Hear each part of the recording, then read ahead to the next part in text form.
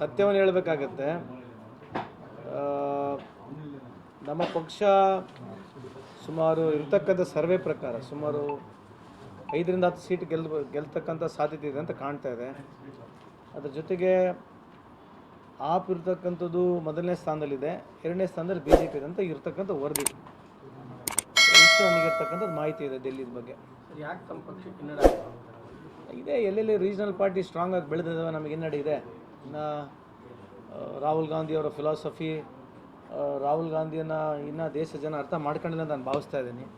ಅವ್ರು ಇನ್ ಟೋಟ್ಯಾಲಿಟಿ ಇನ್ನು ನಮ್ಮ ಕೆಲವು ಸ್ಟೇಟ್ಗಳಲ್ಲಿ ನಾವು ಇನ್ನೂ ಬೆಳಿಬೇಕಂತಕ್ಕಂಥ ಅವ್ರ ಪ್ರಯತ್ನ ಮಾಡ್ತಾ ಇದ್ದಾರೆ. ಅದಕ್ಕೆ ಪಕ್ಷದ ಎಲ್ಲ ಮುಖಂಡರುಗಳು ಆಮೇಲೆ ಕಾರ್ಯಕರ್ತರು ಅವ್ರ ಫಿಲಾಸಫಿನ ಜನಕ್ಕೆ ಮುಟ್ಟಿಸ್ತಕ್ಕಂಥ ಕೆಲಸ ನಾವಿನ್ನೂ ಮಾಡ್ತಾ ಇಲ್ಲ ಅಂತ ನನ್ನ ವೈಯಕ್ತಿಕ ಅಭಿಪ್ರಾಯ. ಅಲ್ಲ, ಜನ ಒಪ್ತಾ ಇಲ್ಲ ಅಂತ ನಾವು ಒಯ್ಯಬೇಕಲ್ಲ. ಅವ್ರ ಫಿಲಾಸಫಿ ಏನಿದೆ, ಅವ್ರು ಮಾತನಾಡ್ತಕ್ಕಂಥ ಮಾತು ಮೊನ್ನೆ ಪಾರ್ಲಿಮೆಂಟಲ್ಲಿ ಕೇಳಿಸ್ಕೊಳಿತು. ವಾಟ್ ಈಸ್ ಈ ಸ್ಪೋಕನ್ ಅಬೌಟ್ ಫ್ಯೂಚರ್ ಜನ್ರೇಷನ್ ಅಂತ ಭಾಳ ಉತ್ತಮವಾಗಿ ಮಾತನಾಡಿದ್ದಾರೆ. ಅದನ್ನು ತೋರಿಸೋರು ಯಾರು?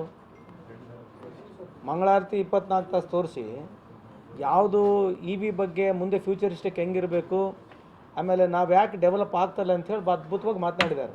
ಅಂದರೆ ನಮ್ಮ ಕಂಟ್ರಿನಲ್ಲಿ ಡಾಟಾಬೇಸ್ ಇರ್ತಕ್ಕಂಥ ಡಾಟಾಬೇಸ್ ಕಂಟ್ರಿ ಆಗಬೇಕು. ಆಮೇಲೆ AI ಯಾವ ರೀತಿ ಮುಂದೆ ನಮಗೆ ಪ್ರೋತ್ಸಾಹ ಸಿಗುತ್ತೆ, ಯುವಕರಿಗೆ ಯಾವ ರೀತಿ ಪ್ರೋತ್ಸಾಹ ಸಿಗುತ್ತೆ ಅಂತ ಹೇಳಿ ಭಾಳ ಅದ್ಭುತವಾಗಿ ಒಂದು 20 ನಿಮಿಷ ಮಾತಾಡಿದ್ದಾರೆ. ಅದ್ರ ಬಗ್ಗೆ ಇಲ್ಲಿ ಚರ್ಚೆ ಇಲ್ಲಲ್ಲ? ಅದ್ರ ಬಗ್ಗೆ ಎಲ್ಲ ಚರ್ಚೆ ಇದೆಯಾ? ಫಂಡಮೆಂಟಲ್ ಇಶ್ಯೂಸ್ ಇವತ್ತು ಈ ದೇಶದ ಪರಿಸ್ಥಿತಿ. ಇವತ್ತು BJP ಅವ್ರ ಜೊತೆ ನಾವು ಬೇಕಾದ್ರೆ ಚರ್ಚೆ ಮಾಡಿ ನೋಡ್ರಿ.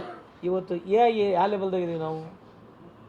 ಆರ್ಟಿಫಿಷಿಯಲ್ ಇಂಟೆಲಿಜೆನ್ಸಿ ಇವತ್ತು ಚೈನಾಗೆ ಹೋಲಿಸ್ಕೊಂಡು ನಾವು ನೋಡೋಕ್ಕೆ ಆಗೋದಿಲ್ಲ. ಕಳೆದ 10 ವರ್ಷದಿಂದ ಚೈನಾ ಏನೂ ಇರಲಿಲ್ಲ. ಇವತ್ತು 10 ವರ್ಷದಲ್ಲಿ ಚೈನಾ ಆ ರೀತಿ ಯಾಕೆ ದೊಡ್ಡ ಪ್ರಮಾಣದ ಸಾಧನೆ ಯಾಕೆ ಮಾಡ್ತು?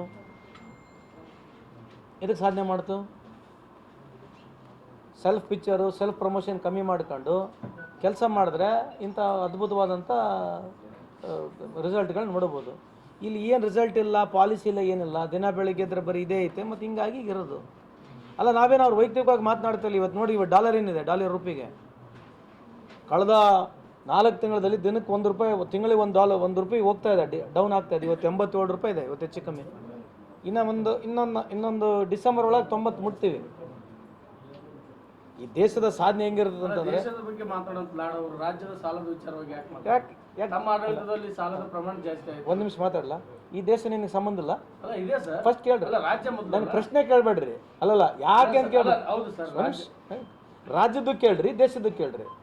ದೇಶದ ಸಾಲ ಎಷ್ಟಾಗಿದೆ ಅಂತ ನೀವು ಕೇಳ್ತಾರೆ, ಯಾಕೆ ಕೇಳಬಾರ್ದು? ಯಾಕೆ ಹೇಳ್ತಾ ಇದ್ದೀವಿ, ಒತ್ತು ಹೇಳ್ತಾ ಇದ್ದೀವಿ ಅಂತಂದ್ರೆ, 70 ವರ್ಷದಲ್ಲಿ ಏನು ಸಾಲ ಮಾಡಿದ ದೇಶ ಅದ್ರ 3 ಪಟ್ಟು ಸಾಲ ಮಾಡೈತೆ. ಅದರಿಂದನೇ ಇವತ್ತು ಹೊಡ್ತಾ ಬೀಳ್ತಾ ಇರೋದು. ಅವ್ರು ಸಾಲ ಮಾಡಿದಕ್ಕೆ ಇಲ್ಲಿ ಹೊಡ್ತಾ ಬೀಳೋದು ನಮಗೆ, ಆಯಿತಾ? ಒಂದು. ಎರಡನೇದು, 2013ರಿಂದ 2018ವರೆಗೆ BJP ಮಾಡಿರ್ತಕ್ಕಂಥ ಸಾಲ ಎಷ್ಟಿದೆ ಗುರುತಾ? ಯಾಕೆ ಚರ್ಚೆ ಮಾಡ್ಬೋದು? ಅದು 13ರಿಂದ 18 ನಾವು ಏನು ಸಾಲ ಮಾಡಿದ್ವಿ, 18ರಿಂದ 23ವರೆಗೆ BJP ಏನು ಸಾಲ ಮಾಡಿದ್ರ ಬಗ್ಗೆ ಬಹಿರಂಗ ಚರ್ಚೆ ಮಾಡೋಣ.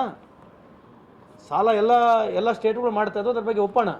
Between 13 and 18 how much we have borrowed, 18 to 23 how much BJP has borrowed. ಇದ್ರ ಬಗ್ಗೆ ಚರ್ಚೆ ಮಾಡೋಣ. ಚರ್ಚೆ ಆಗ್ಬೇಕಲ್ಲ? ಸರಿ ಹೌದಿಲ್ಲ?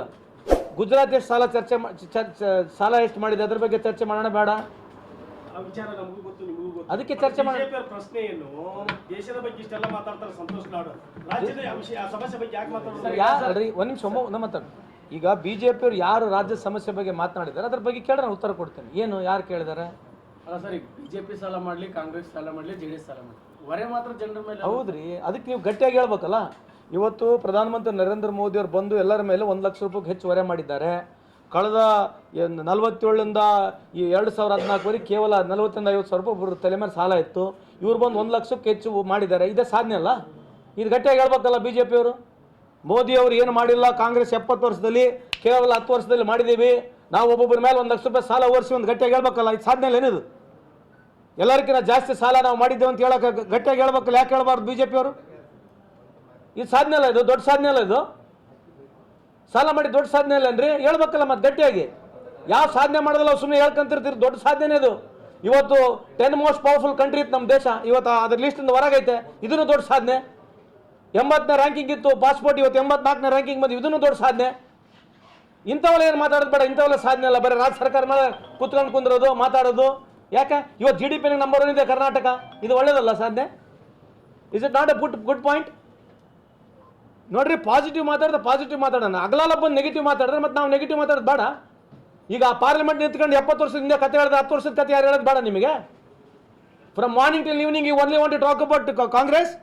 Last 10 years you are in power, you don't know to, ನಿಮ್ದೇನು ಆಡಿಟೇ ಬೇಡ ದೇಶದ ಜನಕ್ಕೆ. You don't want answer anything for this country. Anything wrong happens, it's only Congress.